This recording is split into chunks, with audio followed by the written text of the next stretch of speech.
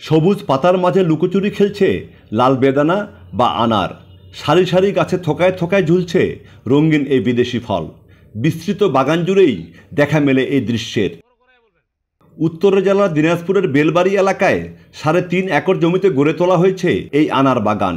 দুই বন্ধুর উদ্যোগে বাণিজ্যিকভাবে শুরু হয়েছে বিদেশি এই ফলের উৎপাদন। বাগানে রয়েছে মোট ১,১০০টি গাছ। ৩ বছর আগে চারা রোপণের পর সবগুলো গাছই ফলে পরিপূর্ণ। এটা বাংলাদেশের সবচেয়ে বড় আনার বাগান এবং আমার আন্ডারে আরো ছোট বড় ৬০টা বাগান আছে। আমরাও একভাবে জোরে কাজ করতেছি এবং কারো কোনো প্রবলেম হয়নি।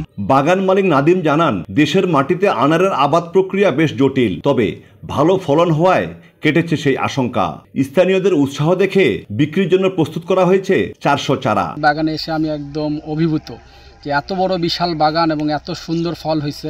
এনারা যদি এইভাবে উদ্যোগ আরও নিতে পারে তাহলে আমাদের দেশের যে চাহিদাগুলো আছে আনারের, হয়তোবা দেখা যাবে এক সময় আমরা নিজেরাই প্রডিউস করে নিজেদের চাহিদা মেকআপ করতে পারবো। এই বাগান হওয়াতে আমাদের এলাকার অনেক গরিব মানুষের কর্মস্থল হয়েছে।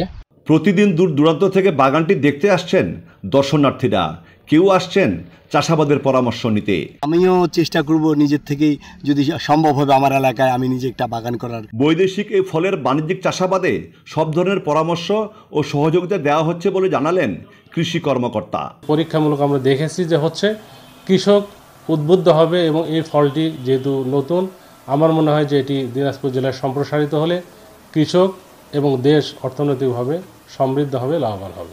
ভারতের মুম্বাই থেকে প্রশিক্ষণ নিয়ে ৩ বছর আগে আনার চাষ শুরু করেন দুই বন্ধু নাদিম ও মনিরুজ্জামান। দেশের মাটিতে আনার চাষ কৃষিতে নতুন সম্ভাবনার দিক হতে পারে বলে মনে করছেন সংশ্লিষ্টরা। একরাম তালুকদার, বৈশাখী সংবাদ, দিনাজপুর।